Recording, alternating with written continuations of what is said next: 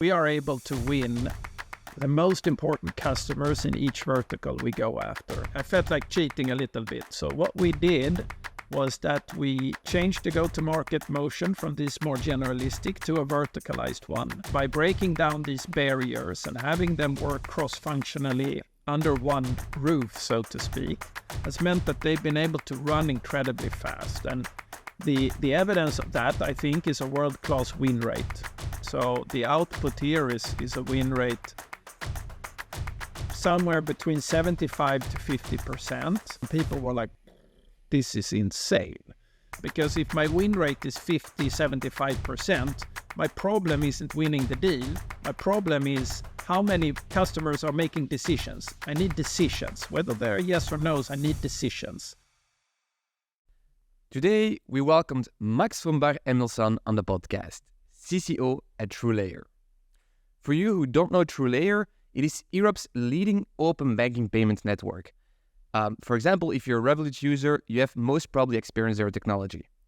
And in September 2021, they raised a whopping $130 million. And with that, they reached a unicorn status, a valuation above $1 billion. About 4 years ago, TrueLayer had just gone from 0 to 1, and they were ready to scale to 10. And that's when Max Emilson entered to take over the revenue department. Now, 4 years later, they are scaling like crazy, plus 80 FTEs in the revenue department, and they're experiencing closing ratios of about 70%. And in this episode, we are unpacking Max's experiences at TrueLayer. You're going to hear how they transformed their organizational structure from a generalistic, siloed one to a cross-functional and verticalized one, and what that meant for their go-to-market motions. You're going to hear about the consequences, benefits, and challenges of implementing such a structure. You also hear from Max what it's like to sell innovative tech to enterprise customers with a relatively complex implementation. And it's actually not a coincidence that he talks about that, because it has a lot to do with the why verticalizing the revenue department. So please enjoy my conversation with Max. So first of all, Max, thanks for doing this. Thanks for taking the time for being on the show. Before we talk more about your experience at TrueLayer, can you maybe shortly introduce yourself? And while you're at it, can you also maybe explain what TrueLayer does exactly? Certainly. So my name is Max. I'm the Chief Commercial Officer of TrueLayer. So I'm in charge of getting new customers and keeping them happy. And in the meanwhile, increasing TrueLayer's revenues by doing that. So it's an organization of roughly 80 people, I think, today. I have been here roughly 4 years. Previously, I was 8 years at Klarna. Klarna is another payment method online, but more on the credit side. TrueLayer works more on the debit side. So TrueLayer is an online payment method using a technology called open banking. It essentially works, you are Dutch, I believe, like Ideal in Netherlands. So it's a way of paying for goods and services online only using your bank account rather than a card or a credit card or whatever it might be. And it works across Europe and UK. Merchants like it because it's very cost effective and there's no fraud essentially. And the consumers like it because there's no manual typing in credit card information or anything like that. You just authenticate the payment in the app of the bank app of your online bank. So it feels very safe and secure for the consumer. Yeah, that's it. Okay, no, good. Thanks. Very interesting. Can you maybe also kind of sketch up a little bit the sales environment, the sales context at TrueLayer in terms of maybe, I don't know, deal size, sales cycle, go-to-market motions, team structure, anything you deem relevant for the conversation? Yeah, sure. So payments, the way you make money in payments is that you charge every time a consumer uses your payment method online. So the revenues from like fixed fees, monthly fees, like the classic SaaS model is very limited. We need to activate the consumer in the checkout. So that means that we are dependent on volume. Payments is very much a volumes game for many different reasons. So that means that we become incredibly enterprise heavy. The bigger, the better. We make more money, the bigger the merchants, the more the product is used by consumers. The other thing is being a payment method means that you move money And moving money is always very sensitive relative to, let's say, that you are a marketing SaaS tool, which is like, you can increase the lead for the customers or whatever value it is you deliver to them. We're actually moving money from different bank accounts. So there is this overhead and complexity, which means that the implementation of our service is a rather complicated one. So it means that we want to go after big customers because we need volume. And the sales cycle and implementation is relatively complicated. So the payback of our go-to-market motion is incredibly long. So it requires a lot of patience, which I sadly lack, and it requires a lot of faith in the plan. Like, it's very hard to gain the feedback you need from the market faster than 2 years. Like, to do end-to-end, going with a new product into a vertical with a set of customers, it takes you essentially 2 years to really know if this thing worked or not. And that requires, in turn, very patient salespeople and marketing people, and everyone across the chain must be very patient, but the payoff is rather big if you manage to succeed, and it creates a moat of sorts, because once you have the customer, it's a big deal for that customer to change supplier, simply put. Right. That's interesting. I'm also sure we're going to touch on it later on in the case that we kind of will unpack here, because in the preparation we talked about how you kind of moved the organization away from a generalistic, siloed sales organization to a more cross-functional, verticalized one. And so I would like to unpack that story for sure. But maybe before we move and really do that immediately, can you kind of tell for the audience, like, for whom is it particularly interesting, and for whom is it maybe okay if they want to skip this episode, even though we don't recommend to do that, but for who is it really relevant? Yeah, no, sure. So I think today a lot of companies work with product-led growth. That is something completely different, where it's much more inbound focused on based on how the product performs, etc. I think that is something we're not utilizing today. We should get better at it, but this is not the game plan currently. And the other one is focusing on very small merchants, general merchants, where you have millions of potential customers.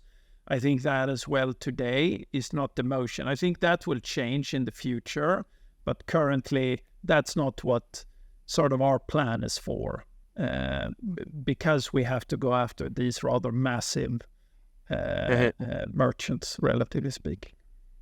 Okay. So feel free to just start wherever you want to start. Sure. But I would like to discuss the transformation that you made happen at TrueLayer. Can you maybe kind of sketch the situation before? Like, how was it at the beginning when you entered TrueLayer about 4 years ago?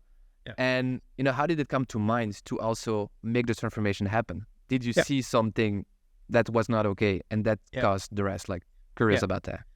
I would say that this is a team effort. Like, I'm the one verbalizing what happened, but it's very much an organization who made the change together with me. But regardless, so when I came in 4 years ago, it was very much a new technology, being out there trying to find, the young companies who would willing to make a bet on a very unproven technology, and that required a very fast-footed, tech-savvy sales organization to try to create the impossible, which is like making companies make a pretty big bet on a completely unproven technology, and that is very hard. This 0 to 1 is incredibly difficult, but when I came in, the team had gotten to the 1, and now it was more the 1 to 10. So payments, again, it's a little bit of a niche industry, but I think there are learnings to be made regardless. It's very industry specific because the challenges that you're trying to solve is quite different. If you imagine Booking.com, a travel company, versus Amazon.com, a marketplace, the problems that these two organizations face in terms of payments are actually quite different. It can be problems with fraud. It can be problems with how quickly you gain access to the money.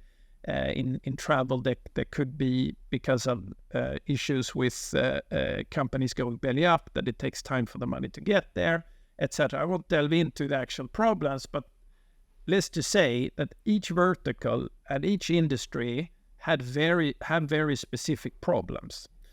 That means that when you build a platform like ours, so a payment method that should be able to be utilized in any situation, you have that product behind you. But when you then go to market, what we've learned is that we need to utilize a different language, different pricing model, different network, different conferences on each of these different sub-verticals. So what we did was that we changed the go-to-market motion from this more generalistic to a verticalized one. And that meant hiring expertise in those verticals. And that could either be from the buy side or the sell side. But you want someone who sort of understands the problem from the customer side, which is then very industry specific, and to build up that network. I mean, also when we create these, ROI reports for our customers, like if you implement us, you're going to make this much more money or save this money, To be able to do these, which are quite complicated when it comes to moving money, you have to be very deep into like, what's the CAC for these customers? What's the churn of their customer base? Like, what different challenges do they have to be able to really speak to them? Because if you go with a generalistic message, it won't break through the noise for them. So I think that was the first big change. The second big change was that, normally in a commercial organization, you have the marketing team, they build the pipeline, the SDRs, they create the opportunity, sales closes, then you have an implementation team, then you have a customer success team, and then you have a support team. So we did something quite different, which is that we instead embedded these functions in the verticals. So that means that the vertical leader has a dotted line into marketing, SDR, implementation, and customer success, sales with the direct line. But the vertical leader is really the person saying, what's the priority? What are the KPIs, etc. So we can avoid stuff like marketing saying that SDR is way too slow in picking up the leads, and SDR saying, oh, marketing is just sending me crap. Like, these type of discussions are very seldom happening in our organization because everyone sits together with a joint KPI working together. And it also gives freedom to the vertical leader to be able to move, let's say, the implementation team, which is post-sales, right? After you close the deal, now you got to turn it on. We can now utilize them in the sales motion if that's where it's needed. And that brings a lot of credibility to the conversation because they can explain to the implementation team prior to signing the deal, we will help you, we will hold your hand, and gain a lot of credibility there. So I think that sort of flexibility within an organization in the vertical creates this small team of like 7, 8, 9 people who really run in the same direction instead of sub-optimizing for their own KPIs. Now, the big downside of this model is that it is fairly inefficient. Like, it costs a lot of money because you need to recreate the same type of organization on each vertical for it to work. So, the marketing person embedded in the iGaming team becomes like an iGaming generalist rather than, if you have an event specialist or an SEO, etc. So it's this sort of battle in a way between the centralized organization where most of the resources sit and the agile vertical team. But what we have found is that by breaking down these barriers and having them work cross-functionally under one roof, so to speak, has meant that they've been able to run incredibly fast. And the evidence of that, I think, is a world-class win rate. So the output here is a win rate somewhere between 75 to 50%, which in my experience, like if I got to 30, I was happy. Now, is it only because of this? No, absolutely not. Like we have a fantastic product, we have a fantastic brand, like we have, 100 different things going for us, but I can definitely see that sort of our ability to win the big deals in the verticals we're going after, I am convinced have to do with the vertical expertise, and not only on the sales side, but across the board. And we're even bringing product on board, and definitely a part of this as well, even though they're not part of the matrix organization per se. But it brings you so much credibility when we talk to these very large organizations with deep expertise. I wanted to ask you that. Yeah, where does it stop? Where do you put a line outside and inside the matrices?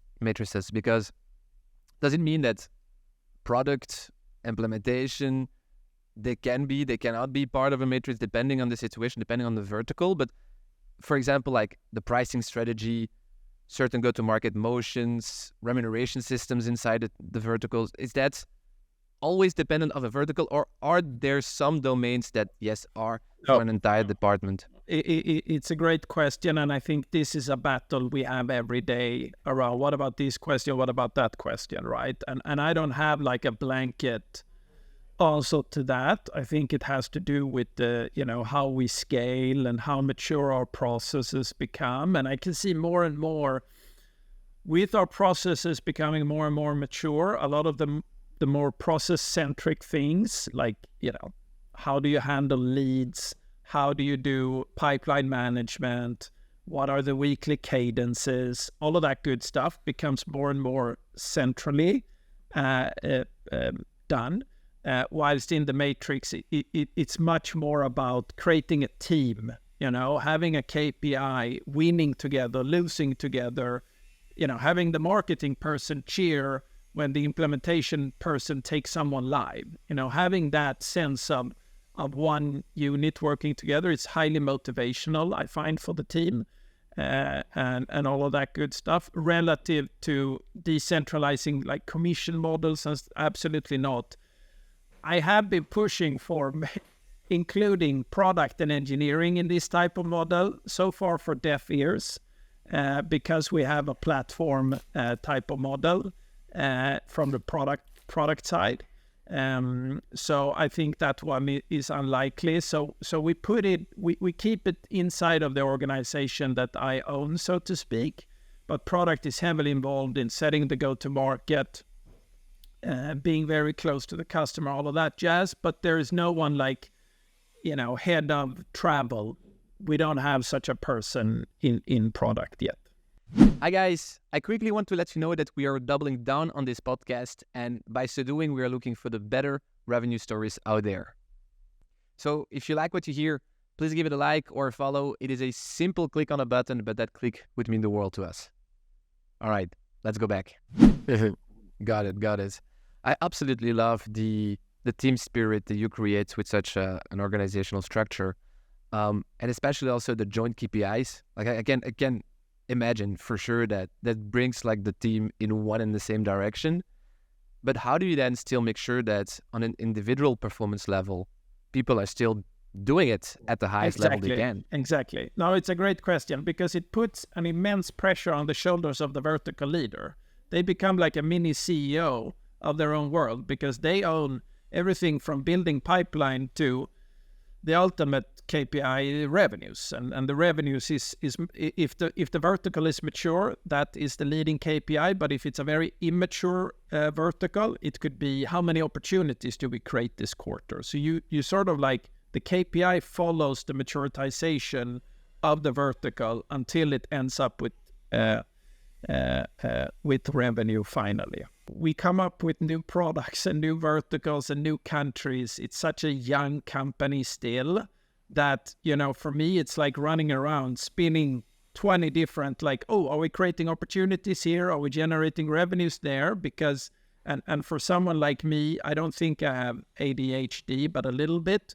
For me, it's an incredibly dynamic environment to be a part of, because every day I get to work with something which is just like an idea, all the way to like, oh my God, this big merchant might be churning. You know, I get all of this every day, and that is just, you know, this is my dream job, quite frankly. I love to hear that.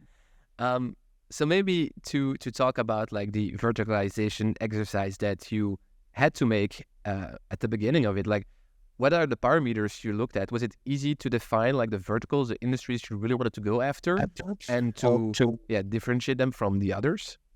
No, it's a great question. I would say that thanks to 8 years at Klarna, so I had this payment experience. It felt a little bit like I had read, 2 chapters in the school book before the rest of the class. So I felt like cheating a little bit. So I could say like, okay, guys, here are like 3 no-brainers. We need to do A, B, and C in terms of the verticals. I just knew based on my experience that this would work out. Then we discuss and debate this every day around which verticals. And, you try to combine it by being very data-driven. And this whole TAM versus SAM and all of that good stuff. And, most verticals are big enough. You don't need to like debate. Is travel big enough? Is accommodation big enough? Is fast fashion big enough? Like, yeah, if you win these verticals, it's going to be big enough. Like, trust me.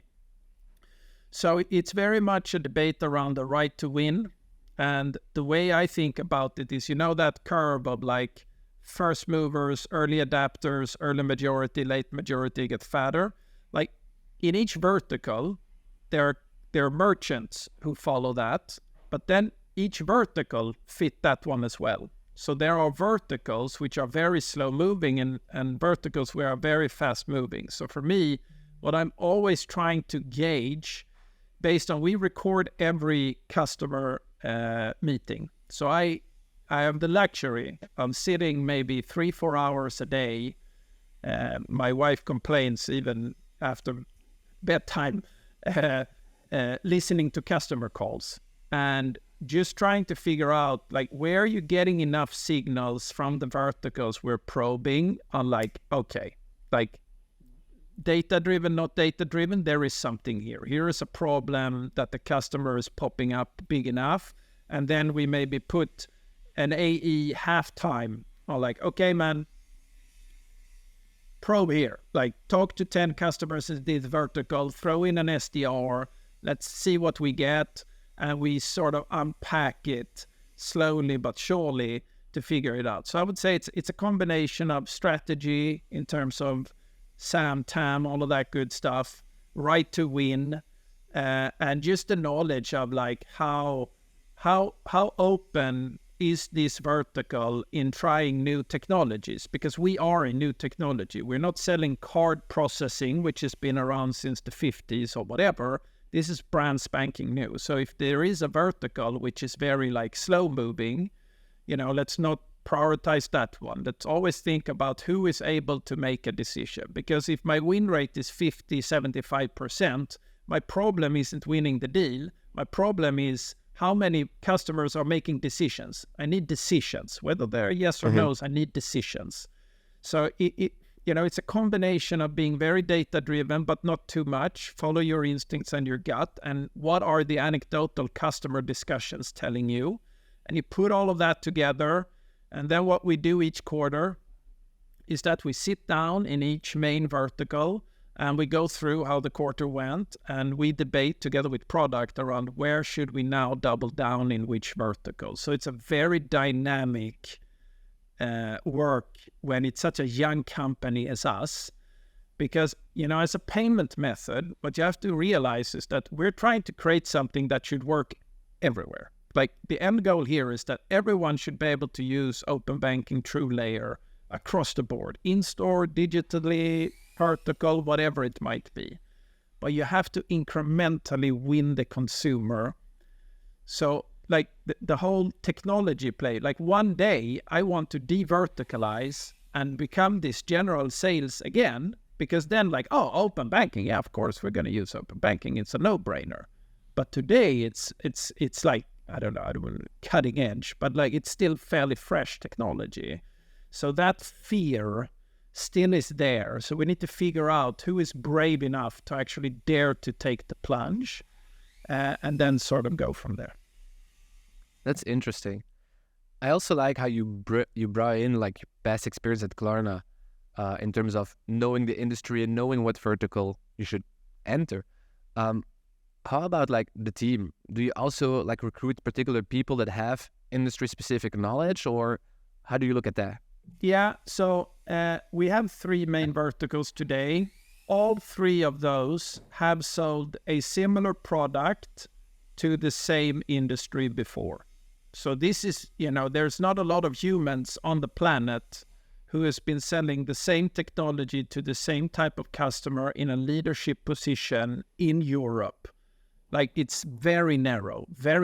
And then culture fit and, salary rate, like everything must. So these recruitments took, I think all of them individually took 2 years each to figure out. So these are, Oh, wow. Incredibly critical employees from that sense. So on the leadership side, incredibly picky, because I know if I hire like a good salesperson as a leader, which is, not unthinkable, I just know that it's going to take them like 1.5 years to get their hands around the problem properly, because it is fairly complicated.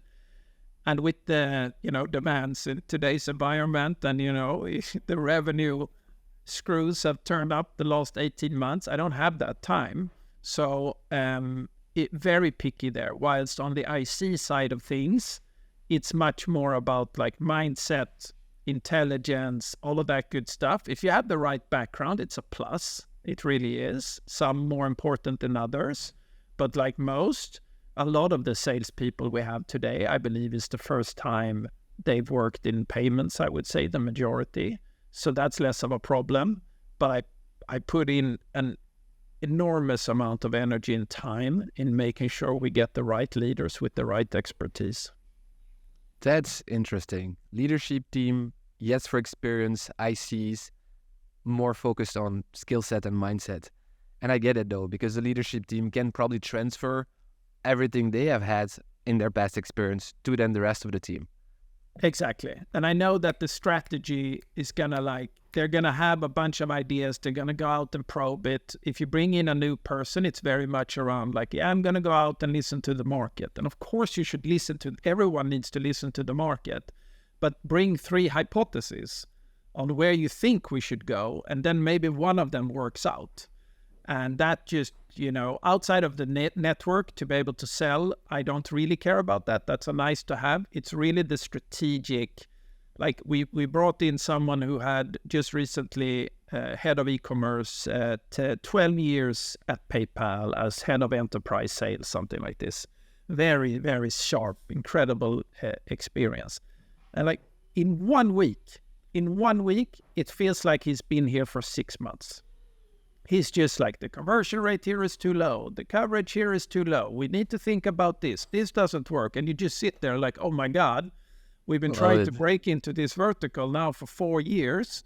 And when he says it's so clear, like, yeah, no, these are the 4 things we got to focus on.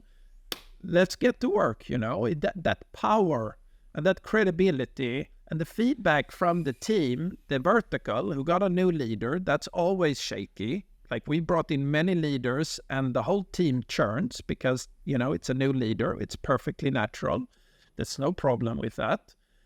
Here is the opposite. Like here, everyone got like a shot in the arm because they just felt like here is a senior leader. They know how to whip a pipeline. That's a requirement. But they also have a really good idea about the customer's perspective from 12 years of PayPal doing essentially the same thing. And, it took us 2 years to find him. We had to wait 6 months to get him over here.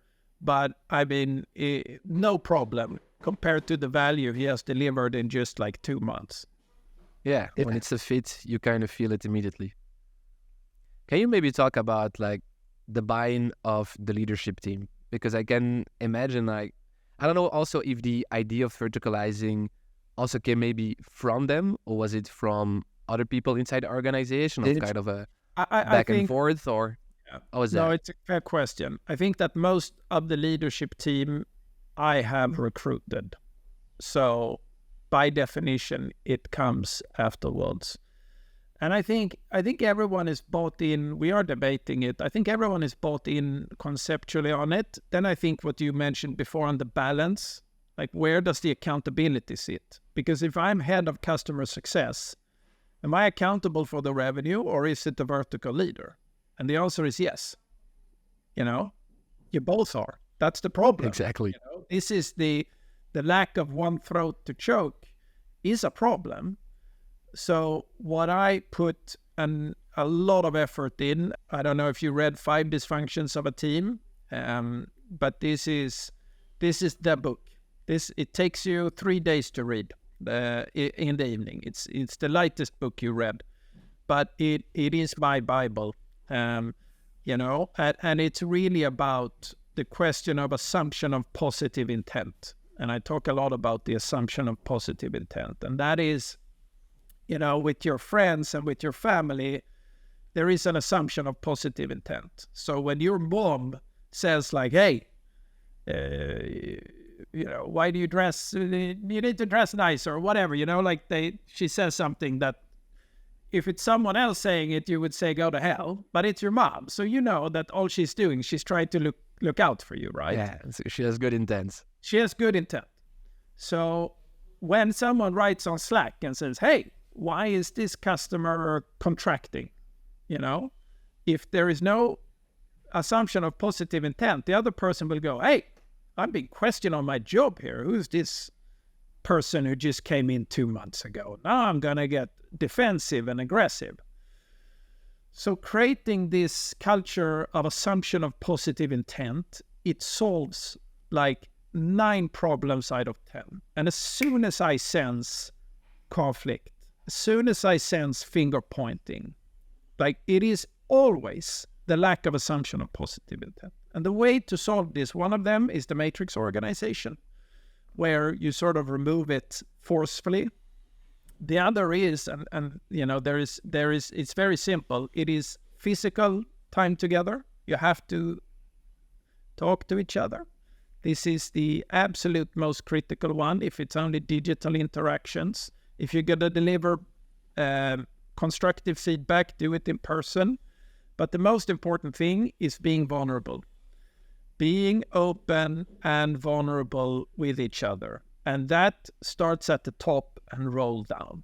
So if I, as a leader, am not vulnerable with my staff and my organization, they will never be vulnerable. If I'm cocky, they're going to be cocky. Like, I believe that the culture always rolls down. So I try to make a point around humbleness, vulnerability in face-to-face interactions. And I find when I lead by example and I'm vulnerable with my team, it spreads, and that creates this level of assumption of positive intent. And that is the most critical part of my culture. The other part around performance, which is holding each other accountable, that's, fine, and that's table stakes. But the assumption of positive intent, I cannot stand finger pointing, I cannot stand politics, and I have a pretty good radar for it. And that's what I spend maybe, half of my week making sure that the connections here across the departments with the verticals, which is the most critical one, but bringing in product, whatever it might be. And it's so simple that when we in the management team are disaligned, it takes 10 minutes, then those relative organizations will be disaligned because it rolls immediately down. So it starts definitely on the management side, but then I need to maintain it, of course, within my organization as well. Hi guys, just wanted to invite you to block May 16, 2024 in your agenda for the We Are Sales conference. The number one reason why people didn't join last year is simply because they hadn't blocked the date. So I hope that by so doing, you can block it. Hope to see you there on May 16, 2024. All right, let's go back. It's funny you brought in the book 5 Dysfunctions of a Team, because it sounds a lot similar to what the previous guest on the show gave us as a book. It was a book, Radical Candor. I don't know if you have heard of it. Right. Where it's about giving feedback and how you have to be direct, but still, do it the right way. And not basically. be direct without the assumption of positive intent, because then exactly. So it starts there, but then absolutely on the candor and you can be infinitely direct with your best buddy, because you have been friends for 30 years. So it's like you can say literally anything to this person, but you have to create that trust with each other first, or otherwise it would just fall on deaf ears. So it seems reasonable. Yeah. Good. So you maybe touched on it at the beginning of it already, but like when you roll out like that transformation in the organization, when is it realistic to see results coming out of it? When do you start to feel having a grab of those verticals, feeling like we understand the customers, we can set up processes now to work with them, see the results coming out of it? When do you think, maybe in your case specifically, might be different for everyone? Yeah, no, it is a fair point. I would say there are a bunch of milestones that you achieve. I think if you have a motivated salesperson, a little bit of marketing, a little bit of SDR, I think 6 months is a reasonable come back to HQ and say, this is what I've learned. I spoke to 50 customers. Here is the feedback. Here is the anecdotes. Here are the actual leads. Here is the revenue opportunity. I think it takes something like that. I don't think in our world, you don't close deals that quickly, because just building the pipeline takes maybe 6 months and then maybe another 6 months to actually close the deals. That's why I'm saying 2 years full cycle to actually know that your hypothesis is correct. But something like that. And then if we feel confident after 6 months, there is something here, I think give us another 6 months to close 1, 2, 3 big deals. And if you do that, then you're starting to feel real confidence that you're solving a real problem. The customer is interested in solving it. Perhaps equally important, that we can size the revenue opportunity, because we get a good sense of what's the customer willing to pay, how much volume is going through here, what's a reasonable assessment. And if you feel good then that the TAM, SAM, all of that good stuff is big enough and the urgency is there, then you double down. So let's say that you can create real confidence in a year. 6 months, you can probably abort it if it's not working based on the feedback from the market. I think that's a pretty good rule of thumb. Yeah, good answer. Because you also gave like a kind of a step process to it. Like first talk to the 50 customers. That would be ideal in that vertical. Then for the coming 6 months, if you see that there might be something to play around with, having those first customer close. I mean, the timing is then, depending on the context. But exactly. Like, and I think it's moving from if to when is what my inner sense is. And we have a lot of when, which isn't if. The problem with when, in especially today's environment, you have to grow the revenues. So when is actually fairly important. If is clearly binary and more critical, but the when is now increasing in importance. So great, we have a good win rate, all of that jazz. But how do you shorten the sales cycle, the implementation, and the ramp up? We work a lot around the concept of FOMO. So anyone who works in my organization know I talk about FOMO every day, and it is the best. Like, it's unbelievable. How do you mean FOMO? You mean of fear of missing out, right? Yes. So like, if I'm telling you that I'm your biggest competitor is about to sign, is about to go live, or is a super happy customer, like, there is nothing else. In enterprise sales, there is nothing else, because everyone is looking at their competitor like a hawk. Like, all of these, PRs we do, like we're setting out, TrueLayer launch with X, TrueLayer signs with Y, etc. Like, the ones who really care, they are our competitors. Like, they're the ones who obsess and who like send on Slack, hey, look, TrueLayer signed this one again, And I don't really give a shit what they think about me. But I'm trying to do it to create a urgency in the market around that this product is taking off. And you can just sense like the level of sharpness and reactiveness in specific verticals, since we target so narrow verticals often, so very specific, that of course, your 5-10 biggest competitors, or you're not doing your job. And if I'm telling you they're now going live with this new technology that's going to increase their revenue by X or lower their cost by Y, there is nothing that moves that quicker. So it's so easy to see how hard this is in the beginning. The 0 to 1 in a new vertical is 10 times harder than the 1 to 10, because on the 1 to 10, I have the FOMO. I can just keep pointing at my customers and saying, look, I can't tell you how many leads have originated from the CEO of the biggest competitor, trying their competitor, saying, what the hell is this? Sending that to their team coming to us and saying, yeah, our CEO told us they want the same thing as the competitor is doing. How do we do that? Of course, I'm trying to push it as well simultaneously, but it's unbelievable. High quality companies, they always have a fierce check on their competitors and how well that works from an enterprise sales perspective relative to buying, the football logo. Like I couldn't think of a bigger waste of money for us to do something like that relative to just taking a screenshot of the checkout with us included and sending that to the competition. It works every time. Yeah, I can imagine that. And I can also imagine that, enterprise customers, they want the best at every level. And so they can kind of play with, indeed, like all the players in the market and tease you away like that. They get it. And, payments, again, it's a niche, but like every big company who sells online, they have a team, an organization and a leader whose only job is payments.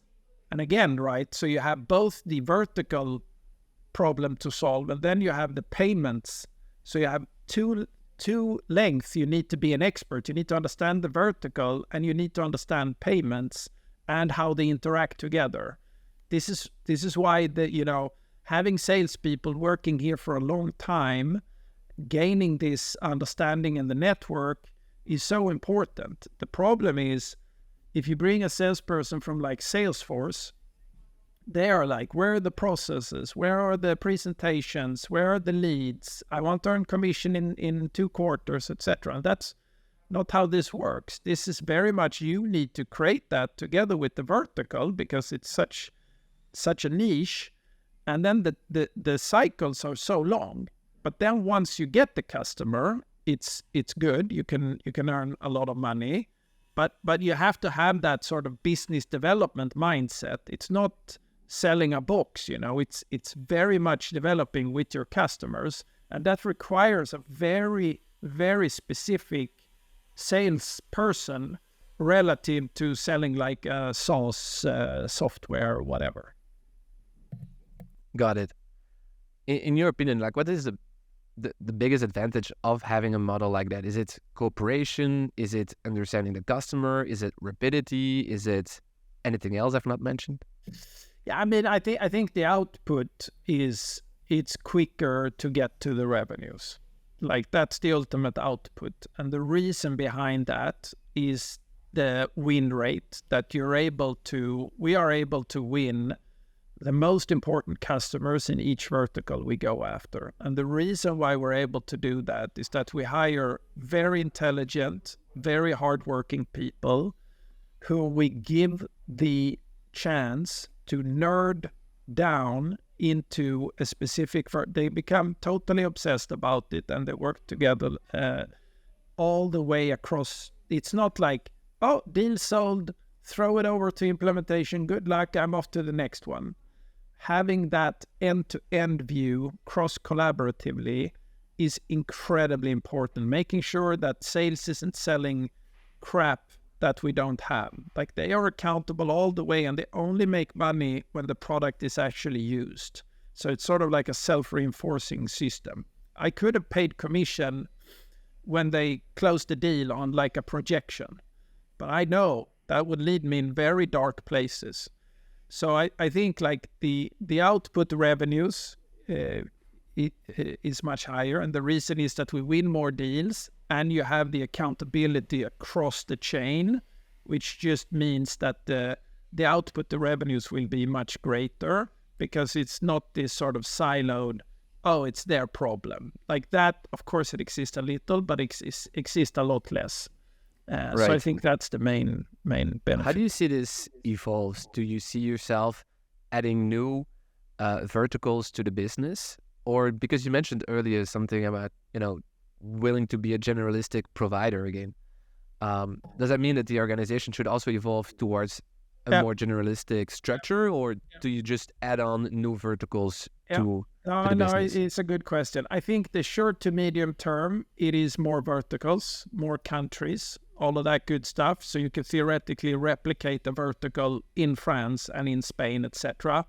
Important here that it doesn't become unbelievably convoluted. So you have to balance that, but definitely more country vertical.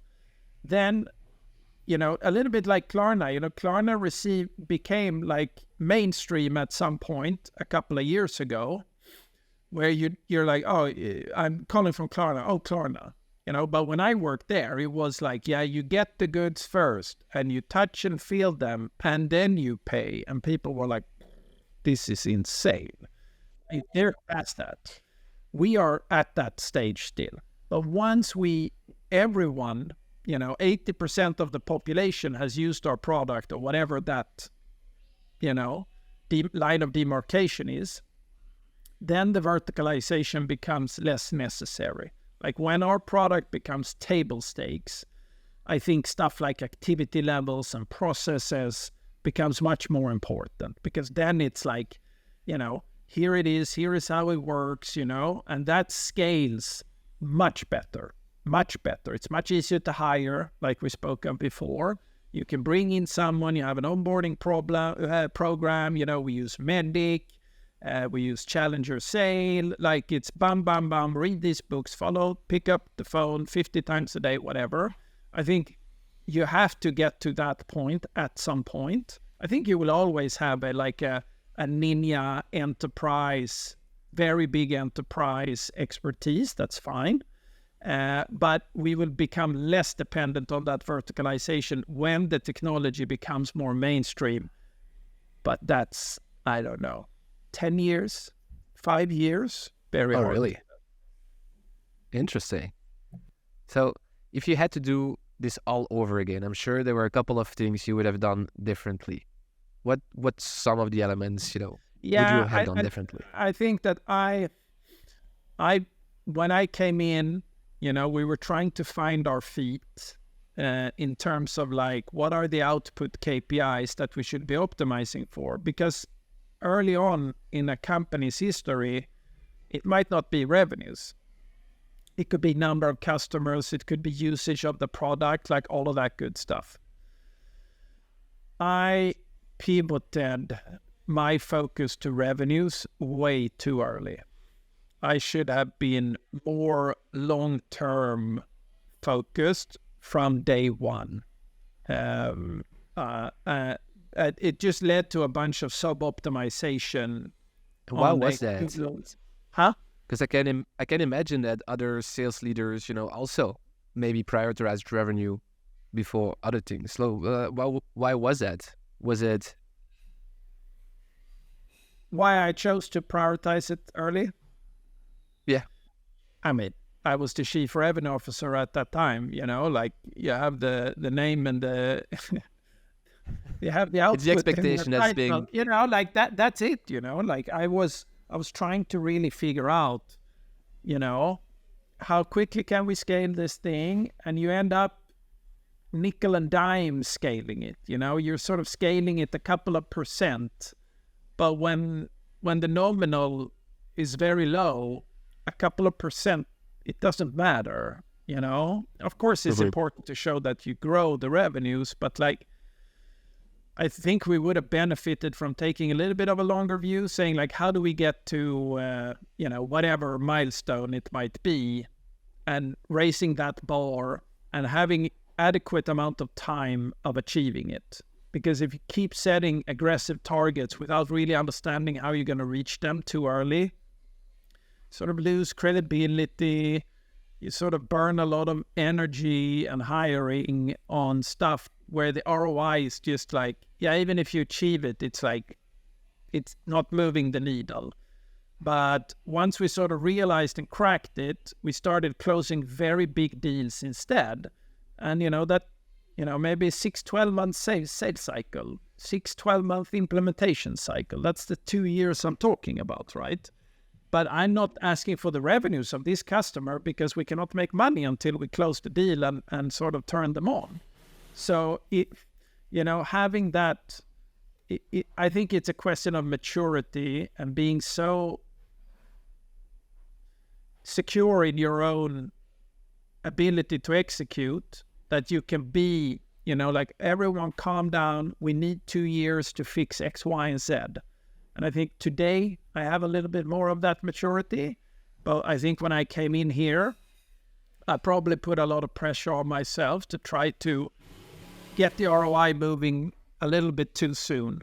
And that's a learning on my side. And, it ended very well. So we're doing incredibly well right now. We're up a lot because of a lot of the work we did 2-3 years ago. But we could have had it even bigger if we would have just thought a little bit more long term than what I did maybe the first 6-9 months. Do you sometimes also do this same exercise now for like the coming 10 years? Like, how should I think today for in 10 years from now? Don't retrospectively look at that like, oh, I should have thought maybe. Oh, no, I mean, like, the most practical thing I can tell you is when we launch new products. And I'm still fighting this today because it might be that, we built so much pipeline, so much potential revenue pipeline here. And I'm like, forget it. Just ignore it. This new product is unproven. Don't count it.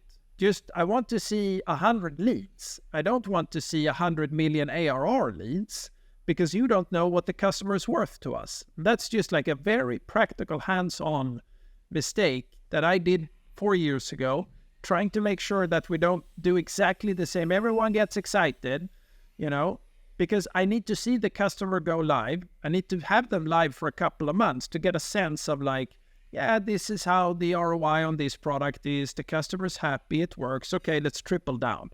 So I think that for me is like the ability to launch new countries and new products. I am learning every day, but that's maybe the big thing that I've sort of really come to the realization that 0 to 1 is totally different from the 1 to 10. And then that is different from the 10 to 100. It just requires different mindset, different KPI, different type of leaders, all of that good stuff. Super good one to end up the podcast with. Max, I appreciate you doing this. It was a very, very great discussion. Is there maybe, a way that you would like this platform for? Are there maybe any job openings at TrueLayer that you want to shout out or anything else you want to use this platform for? Yeah, I think that, we're always looking for ambitious salespeople. Don't need to have payments experience, but ambitious and intelligent is usually the right sort of mix to be able to join the company. We're growing very fast, but you have to be patient. Your commission checks the first 6 months are going to be not very big, but if you hang in there and you're good, you're able to make a lot of money and have a very big impact on a very fast-growing company. Awesome. Now, to kind of sum it all up, if there would be like one last thought, one idea that you want to, spread with our listeners, what would that be? I mean, like, I think, matrix, verticalization, all of that, it is, I find it incredibly interesting. Like, I think about this stuff all day, but the big learning is that the number one thing is culture. Like, the people you have and the culture you have, then you can run whatever organization you want on this planet. And I think you get the organization you deserve. depending on how hard you work, your ability to be vulnerable, your ability to attract and retain talent, all of that stuff, that's where the real focus should sit. And of course, with the customer, relative to how you organize yourself and what KPIs you put in there, if you have the right culture and the right people, it will somehow take care of itself. And the other stuff is more of an optimization. So, read 4-5 dysfunctions of a team is my big tip, and reflect on it. And make sure you create a culture of assumption of positive intent. That's a good one. That's a good one. We'll have to do a second conversation about culture, Max. That's something we'll have to do. We'll definitely add the book on the show notes of the podcast. Max, thank you so much for doing this, and see you next time. Thank you. Take it easy. Bye. That's it. We've once again reached the end of an episode. I just really appreciate you all spending the time. If you like what you heard, don't forget to subscribe to the podcast. And until next week with a fresh new episode.